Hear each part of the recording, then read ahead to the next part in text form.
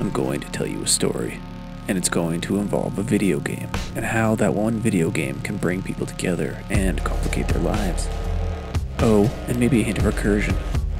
Welcome to All Your Lives Belong to Us, an Aurora Wasteland story by VaughnAshby. Episode 9, Lemon.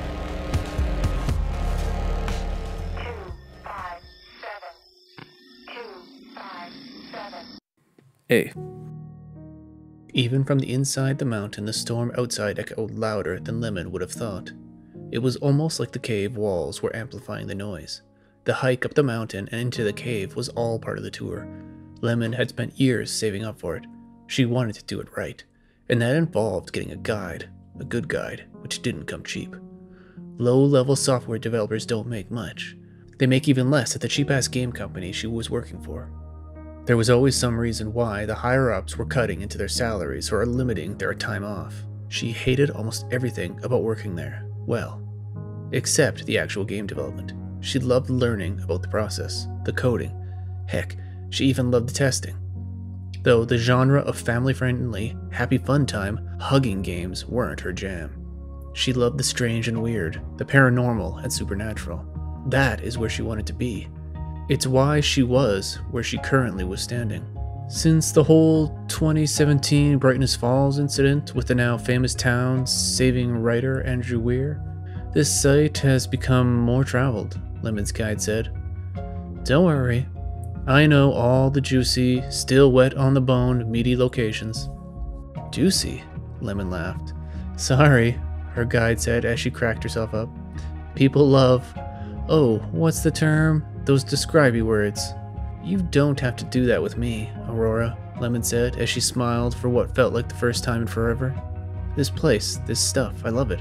You don't have to sell me on it. Just give me the juicy details. Both women burst out laughing again. Juicy, Aurora said as she motioned for Lemon to follow her. Then have I got something for you. How much do you know about the Brightness Falls incident? Everything, Lemon said as she locked step with Aurora. The two women moved down the dank hallway that used to be labs back in the 1950s. Nothing but their headlamps provided any light. Dust mixed with dirt and mud as they made their way past door after door along the hallway. I know they did experiments here after the war. I know Andrew Weir, the writer, the guy with the monument in town, was here as part of how he saved the town. I read his sister's post on the Aurora Wasteland website. Okay, good. I don't have to waste my time with backstory. I have something special for you. The two women reached the end of the hallway where part of the rock from the mountain had broken through the ceiling of the underground building. Decades of building neglect had long taken their toll. Here, Aurora said as she ducked between two large rocks and vanished into the darkness they created. Lemon stared into the void of blackness. She didn't consider herself claustrophobic, but staring into the small cave-like opening, apparently she was a little. You coming? Aurora asked as her hand popped back out of the darkness. Lemon grabbed it and was pulled into the dark. Aurora's headlamp lit Lemon's face. Lemon's lit hers. Kinda romantic, Aurora said. Wanna make out? What? Lemon said awkwardly. I'm kidding, we're almost there. Almost where? Lemon said as she stepped out of the rock slide and into the large room where a plaque on the wall said, Experiment Dome 5. I didn't know there were 5 experiment domes here. I had read about the first 4, but Lemon's mouth hung open as she took in the expanse of the room.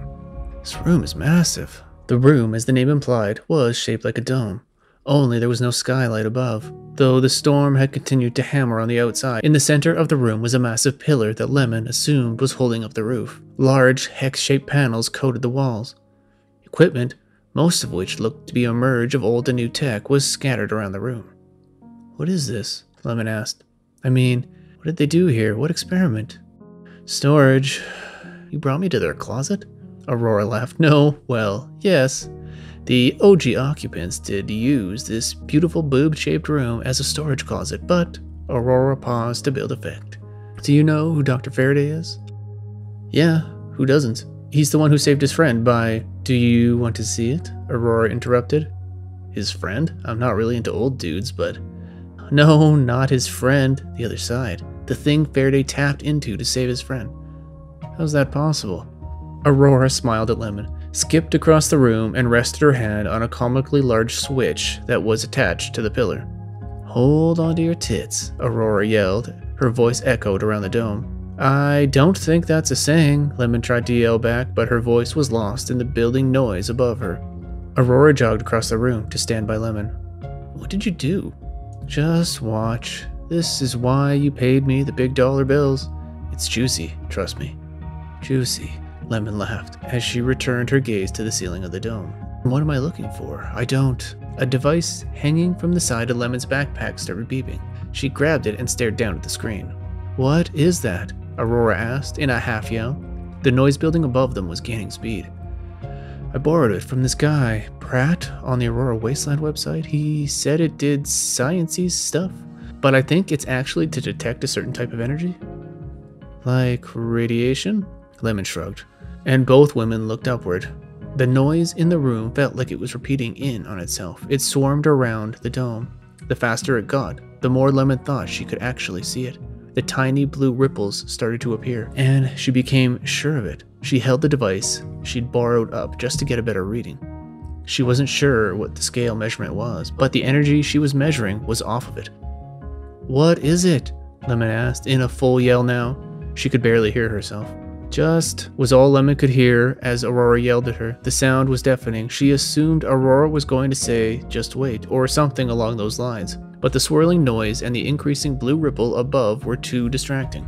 Lemon stared up in awe. It was beautiful. But the longer she stared at it, the more she wondered what it was for and how it would relate to the Brightness Falls incident. Then, as if it was responding to her thought, the buzz and the noise reached a level of balance, and the noise was gone. Lemon slowly walked across the dome, looking room, taking it in. Aurora said nothing and just let her enjoy it. Looking down at the two women was a city. It looked dark, maybe shrouded in night. Lemon wasn't sure. The tops of the buildings were closer to them than the ground. In the center of it all was a tower, substantially taller than any other building in the city. A blue glow that seemed to be coming from their point of view lit it all. "What is it?" Lemon finally asked, unable to take her eyes from it. "A city? Where?" "Does it matter?" "No, but..." Lemon wanted to say, well, she wasn't sure. She could feel her brain making connections, building a world. This was the game idea she'd been waiting for. The city she was looking at would be her new game map. This was what she wanted. No, needed to work on. Without a thought, she pulled her phone from her pocket and snapped a picture. But before she could take a second, the city above her vanished. The noise was back, the room was shaking, and Aurora was back pulling Lemon towards the cave they'd crawled through. Lemon tried to look behind her, but Aurora was running and pulling her so hard. Sounds of falling rocks and the ceiling tiles echoed across the dome as they ran. As they reached the cave opening, the ceiling pillar cracked and toppled, bringing a sizable chunk of the roof down with it. Dust and dirt from the mountain above filled the room and billowed back up. The sound of the rainstorm completed the buzzing sound. Lemon peeked out of the cave. The noise had expanded. It was outside the dome. She could no longer see it. She could just hear it building noise again. Then there was an explosion and more rocks fell. Rain poured into the experiment dome. And she wanted to run. She wanted to vanish back into the hallway they'd come through, but neither of them moved. Both Lemon and Aurora watched the room they'd just been in fall to pieces by whatever they'd turned on. Computers across their room fizzled. As the water level in the room increased, sparks shot out like fireworks. Then the noise vanished, and a tram car from the Brightness Falls gondola station crashed through the opening, a cable long detached from the car. Lemon and Aurora rushed towards it. Most of the glass was gone. The idea of finding anyone alive was, well, it seemed impossible. But as they stared into the car, the impossible happened. A man laid on the inside of the tram car that looked like it had survived a Godzilla attack. Lemon and Aurora reached through the broken windows and pulled the man free. He coughed and sputtered as they did. The rain washed over them. As Lemon knelt down over the man, she ran her fingers over his face to get the hair out of his eyes. Aurora checked him for injuries. "Hi," was all Lemon could get out. Despite the man having survived a tram crash and encountered whatever the blue portal-looking thing was, he was kinda cute. "Hi," the man replied. "I'm Nick.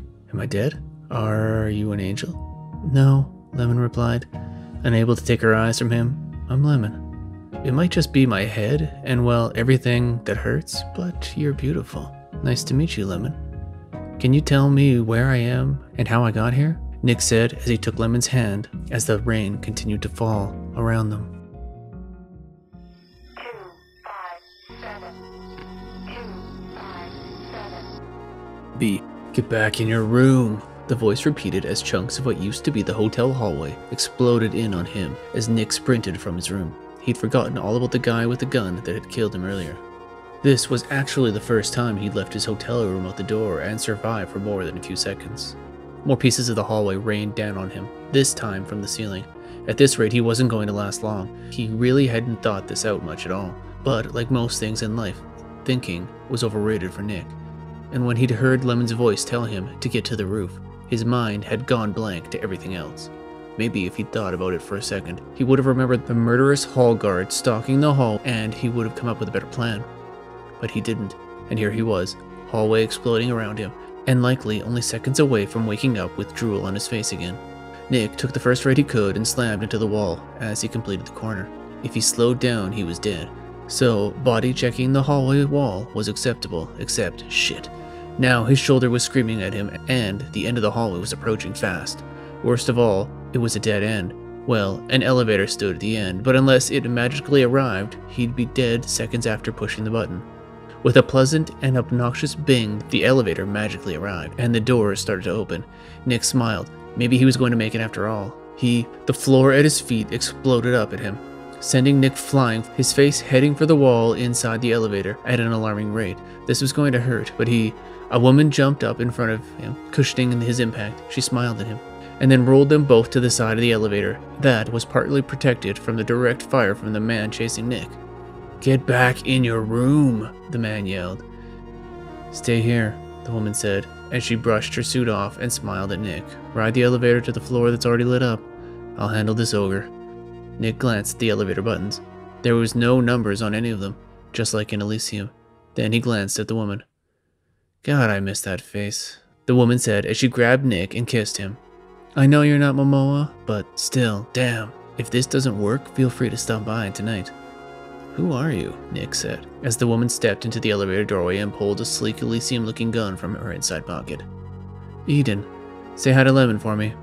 The doors to the elevator closed as she stepped out into the hallway. Even from inside, the gunshots sounded like they were in his head. Nick brushed his clothes off, just like he'd seen Eden do, and awkwardly stood there waiting for the doors to open, all while the intro song to Elysium played in annoying elevator music. The elevator doors opened, but not to the location Nick had expected, a busy marketplace with neon signs and tiny stalls for shops lined the hallway. It was strange to see inside a hotel, or whatever this building was. Now, what was he supposed to do? He wanted to get to the roof. This wasn't where he wanted to be. Why had he trusted this woman?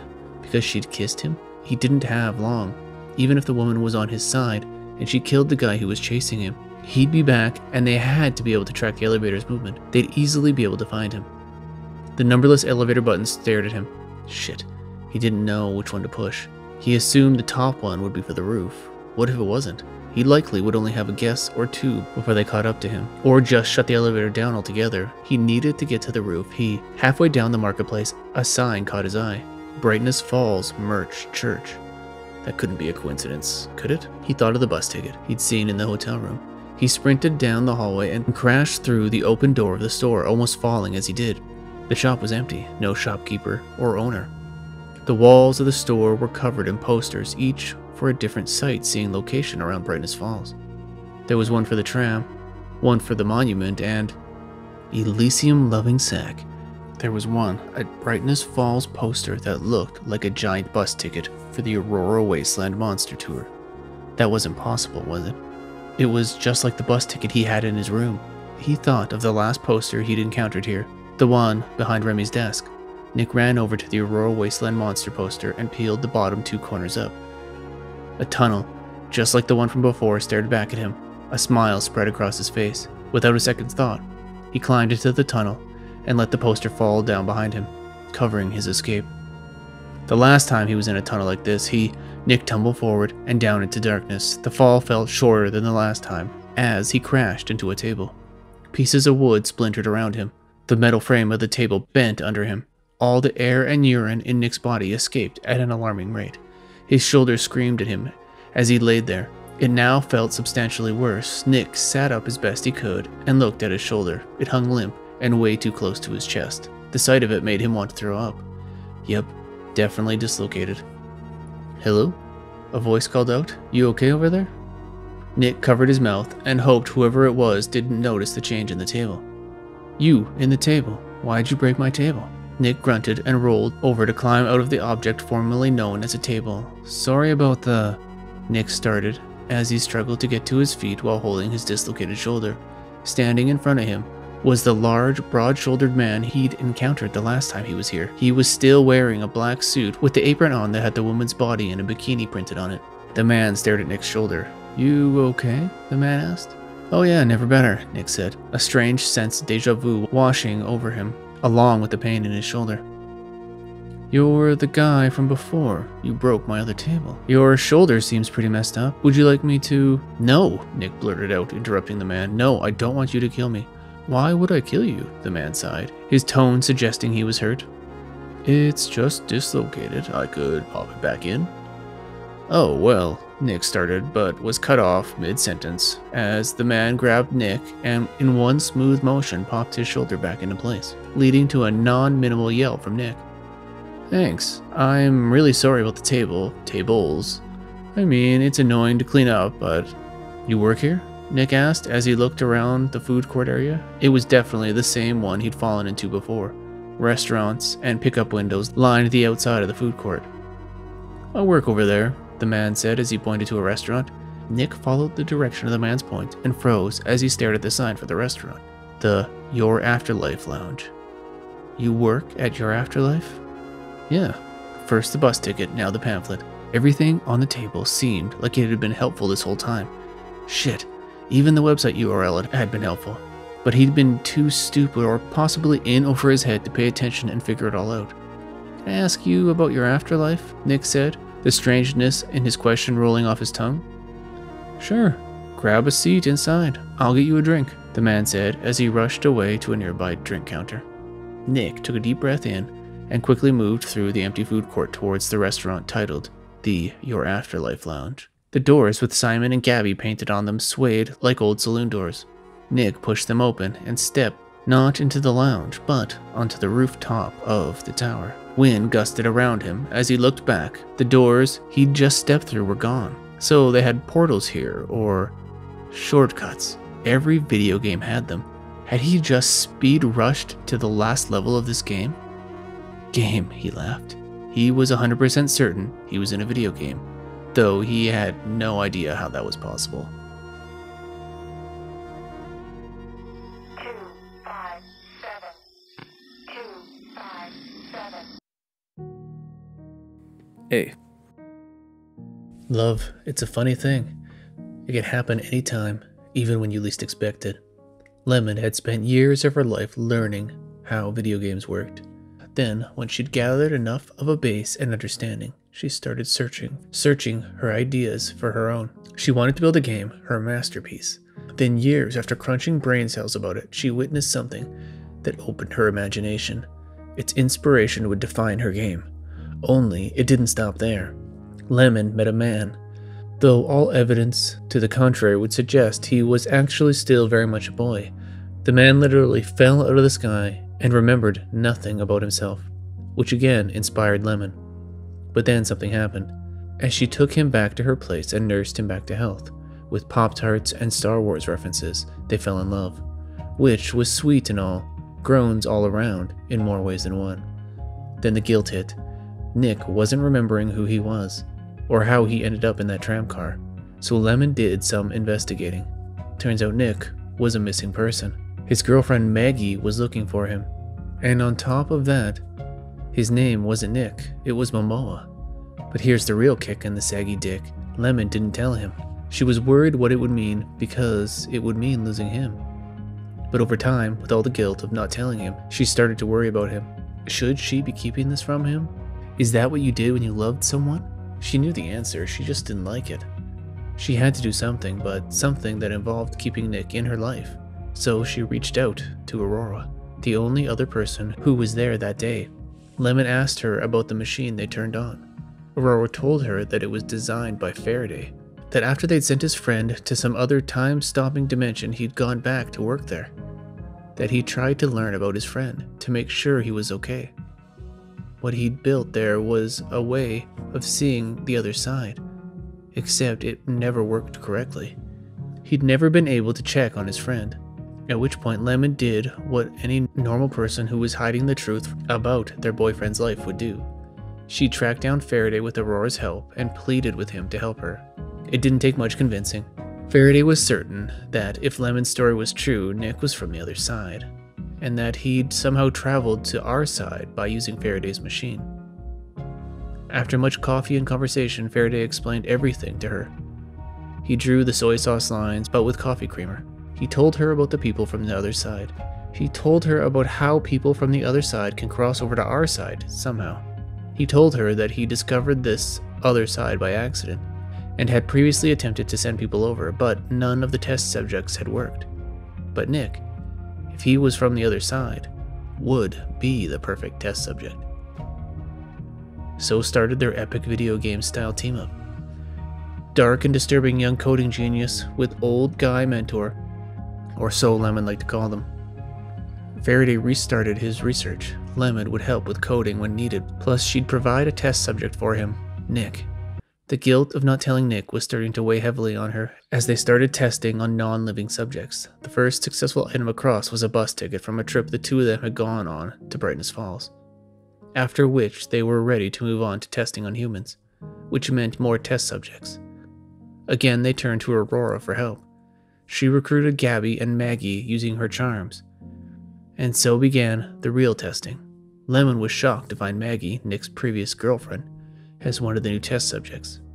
It was the first time she'd suspected something hinky was going on. Why had Aurora, out of all the possible test subjects, picked her? It couldn't be random. After the first round of testing, Gabby and Nick sat across from each other in the lab waiting room, not knowing they even knew each other. Once a week, Faraday would run tests on the three of them, trying to figure out how to send them to the other side. After each failure, he'd spend the rest of the week going over the data and would make adjustments for the next week. It didn't take long for the three test subjects to run into issues. The memory is a vast, underestimated thing. And weekly, the three test subjects seemed to bump up against something designed to correct things. It wasn't until months later that they had their first breakthrough. Gabby collapsed down into the old dentist chair as the machine around her started shutting down in their planned sequence. "Damn," Lemon said as she placed a hand on Gabby's shoulder. "You okay?" Gabby awkwardly nodded as she stared up at Lemon, confused. They always looked so helpless and innocent at this point. Lemon grabbed her phone and pressed a button to unlock the door to the lab. It swung open to reveal a tiny waiting room with a single woman, Aurora, sitting in it. "She's done," Lemon said as she undid Gabby's restraints. "How'd it go?" Aurora asked as she put down her magazine, got up, and stepped into the lab. "Same as always," Lemon said, her tone one of frustration. "I feel like we're getting nowhere and time is running out." "I'm sure you'll get it working. I mean, you have to, right?" "Yeah," Lemon said, as she thought of Nick at home playing video games. "I hope so." "You might be further along than you know," Gabby said as she smiled and leaned in to hug Aurora. "What do you mean?" Lemon said as she and Aurora made eye contact. Gabby was never much for physical contact, so this seemed odd. "You okay, Gabby?" "I'm so glad to finally meet you in person," Gabby said as she kissed Aurora's cheek. "It's been way too long. It's not often you get to meet your pen pals in person." Aurora leaned back and looked deeper into Gabby's eyes. "Is that you?" "It is." About time," Aurora said as she pulled Gabby in tight for a hug. "What the fart monster is going on?" Lemon asked, confused as to what she was witnessing. "Lemon, I want you to meet Gabby," Aurora said, as both Gabby and her smiled their best shit-eating grins at Lemon. "Yeah, we've met. A lot. Did you take something, maybe smoke something out there in the waiting room? Because she's from the other side. The place I showed you, she's from there." "What is this, a body swapping movie?" "Close," Gabby said, "except to other realities, dimensions, or whatever you want to call them, and only to one specific person." Okay, this is strange. I should get Faraday. No, both Aurora and Gabby blurted out. We've been talking for years, Aurora said, but this is the first time we've met in person. Thanks for not killing me instantly, Gabby laughed. Well, there's still time. What are you two talking about? Lemon asked, because I feel like maybe I'm the one on something. Aurora here is like the boogeyman for people on my side, Gabby said, her tone still lighthearted. She'd killed a lot of my people over here. But, Aurora laughed as she placed a hand on Gabby's shoulder, we struck a deal. Well, a tentative deal. A deal, Lemon said, confused. Yeah, it's kind of a big deal, and we need your help. My help. Okay, this definitely feels like a dream. So, Nick, Gabby said as she glanced around the room, as if she had some top secret information she was about to share with Lemon. You can't be with him here. A laugh escaped from Lemon. What are you, my mom? Based on your tone, I thought you were going to tell me something important, like apocalyptic, end of the world type stuff. Oh, sorry, I didn't mean for my tone to be misleading, but I am. You can't stay with him. The world will end. Right. Sure, okay. I must have fallen and hit my head. Maybe I have brain cancer. She's telling the truth, Aurora interrupted. You can't stay with him. He needs to go back. We've run the numbers. If you two stay together, well, it would be bad. I'm fuzzy on the whole good-bad thing. Both sides will fall. Fall. End, be deleted, hard reboot, stop existing, take your pick. And Nick and I being together caused this, Lemon asked. Yeah, Gabby added. That's about it. You're asking me to give up the love of my life because you think the world will end. Both sides. And I just have to take your word on it. No, get out. Go back to the other side, tell them to shove the nearest uncomfortable object up their butts. That isn't happening. I understand, Aurora said as she sat down on the chair next to Gabby. It can be overwhelming, but do you really have a choice? Can you live with yourself if you don't do it? So we just can't be together. Can we be friends? Well, there is a specific date, but if it comes to it, I'll just have to off you both before then, Aurora said as she ran a finger over her neck. So I don't really have a choice, do I? This is really more of a courtesy call, you know, so you can keep living, but just not with him. He has to go back. Go back? Lemon asked. What do you? Don't do that, Gabby interrupted. You know he's from the other side. We know you know. You're a smart cookie. He's a dumb rock. He's from my side. Get him back here and everything goes back to normal. Normal. Well, we all get to keep existing. So, Gabby trailed off as she stared at the wall. She shook her head and smiled at Aurora. Are you here to bring me home? Aurora smiled back at her. I totally am. And not for any other reason, she said as she smiled at Lemon. Thanks, Lem. See you next week. Hopefully, your talk with Nick goes well. Lemon didn't reply as she opened the door for the two women. Her brain kept processing everything she just heard. They needed her and Nick to not be together. They needed him to go home or they'd kill him. Aurora would kill them. She kicked herself for not asking about the specific date, though she thought about telling Faraday, but wondered if he was involved in it at all. He'd do anything to get his friend back. He was easy to compromise. Did she really believe them? They said they ran the numbers. Numbers for what? What was going to happen if they stayed together? The next night, as Nick fell asleep next to her, the same thoughts kept running through her head over and over again. She felt like she should write them down, but then worried about what would happen if Nick saw them, or worse, Faraday or Aurora. Nick snored and rolled towards her. How could she just let him go? That wasn't her style. She didn't listen to bullies or people that claimed to know better for her. Then an idea started to form. She grabbed the laptop from the nightstand next to her bed and started creating a way out for her and Nick.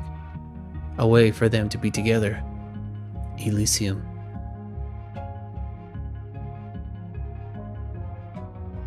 Two, five, seven, two.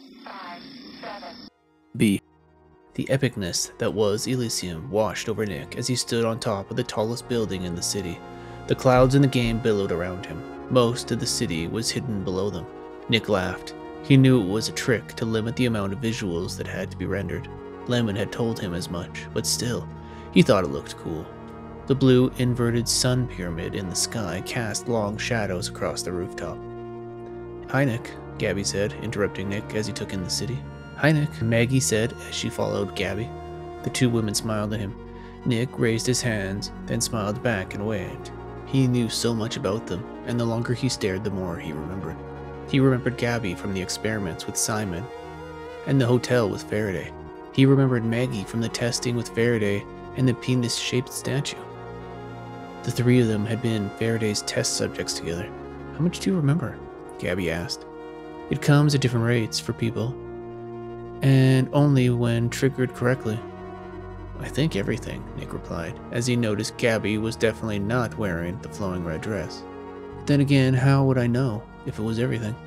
"Welcome to the Aurora Wasteland team on this side, the only one.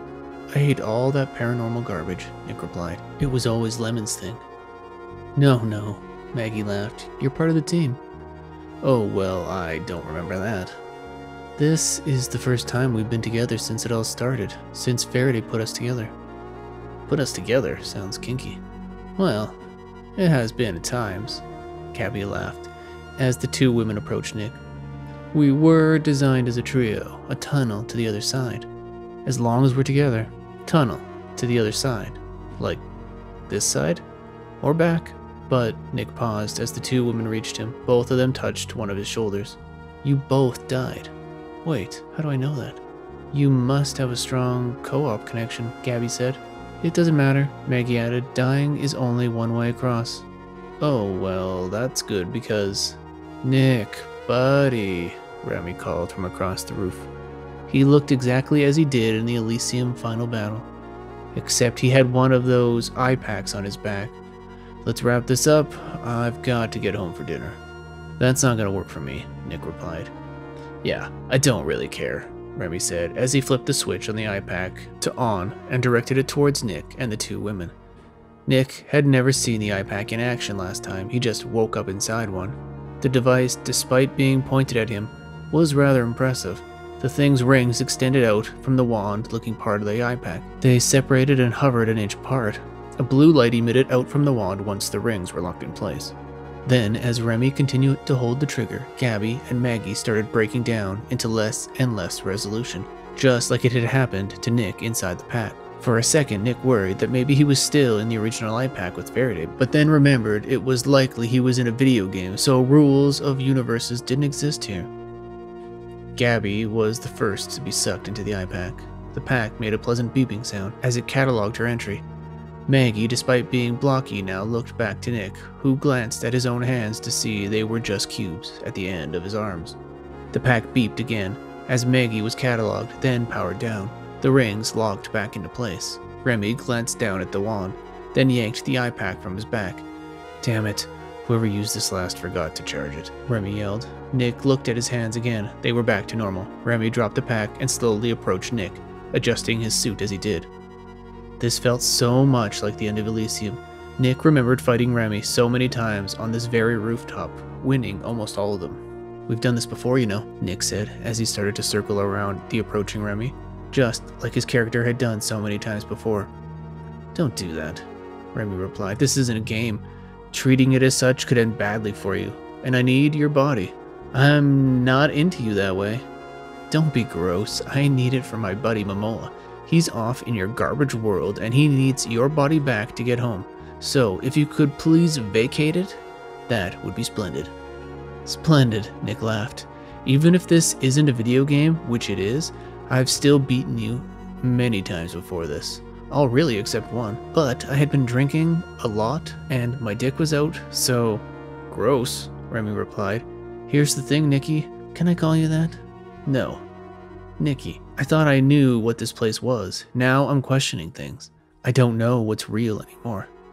Your little escapades and, well, existence have me unsure of it all. I need Momoa back. He was my rock, and whatever It doesn't matter. I've turned your rebirth, or respawn if you want, off. Dead is dead for you now, buddy, which is great for me because I can take your body back from Momoa, and well, this whole monologuing thing isn't really my style, so Remy pulled a gun from his pocket, aimed it at Nick, and pulled the trigger. 257. 257. Hey. The fluorescent lights flickered above Lemon's head as she stared down at her computer screen. What had started as just her had ballooned into a company, her company. Elysium had started that night in bed next to Nick, but it was going to end right here in the office building she rented for her company. Lemon's finger hovered over the commit button. She thought about that first night, and how the idea of the game had come from the night she'd found Nick. From everything she'd learned about the other side since meeting Gabby and Aurora. Then there was the next day, and how she'd used herself as a test subject. It had been the first time Lime and her had co-opted. The experience of actually being on the other side gave Lemon the profound motivation that she needed to easily acquire the funding. "Don't be that guy," someone said from across the office. It was late, and Lemon thought she was alone. Apparently, she was wrong. "What?" Lemon said, calling back. "Just submit the code," the woman said as she popped her head over the side of the cubicle wall. "You're done. The game is done. Well, it is when you hit submit." "And you are?" "Testing. Remember you hired me because you needed more grown-ups around here? It's okay if you don't. You've got other things on your mind, like hitting submit." Lemon smiled and tapped the submit button. "Done." "Cue the party," Mun yelled. "But really, there is no party. I think we're the only ones here." "Oh? I mean, we can murder some poor intern and get away with it. Not that I want to. Well, not that I'd act on it. Why do you sit out here in the cube farm?" "I code better out here. I'm not a fan of walls." "So listen, I may or may not have a bottle of something in my desk drawer. You're my boss, so it may only exist if you want it." "I'm good," Lemon said, as she thought about Nick at home. She couldn't wait to get home to tell him that she'd done it, that she'd finished the game she made for him. "You sure?" Mun asked. "Yeah, I'm good, but you go ahead. I won't tell anyone about the bottle." "What bottle?" Mun said with as straight a face as possible. "Good night, boss." "Good night," Lemon said as she heard Mun pack up her stuff and head for the stairs. Lemon closed her programming software and opened her private drive, where she pulled up a list of scenarios and associated variables that would be needed to input into Elysium. She'd spent almost as much time planning them out as she did building the game, but to her they were all one and the same. It was too risky to keep this with the game's codebase, so she kept this data private. She'd run through testing all the inputs hundreds of thousands of times during the game development, refining them as she went. She scrolled down the list, making sure everything still looked in order and correct to her. It detailed how Simon's son had already done testing with Faraday, how Aurora was going to have to use Maggie, how Gabby was going to have to die, that Faraday and Nick were going to be able to ghost together, how Kenneth was going to encounter the ghosted version of Jay, Simon's son, and how Eden and Momoa were going to be needed. There were still a few pieces to be worked out, most notably Remy, but she'd figure him out. Once the game went live, her ability to adjust the inputs was going to skyrocket. She had a complicated story to follow, to get everything just right, but it was worth it. For him. After the game went live, and after her cancer diagnosis, time seemed to be in short supply. Unfortunately, it was Nick's time that was cut. She had to get this right. And eventually, she did. The game data of all the hundreds of millions of people that were playing her game molded and refined her inputs and adjusted her plan. Nick was in for a journey. She was down to the final 2 test scenarios to see which one would get her the outcome she wanted. A or B. 257. 257.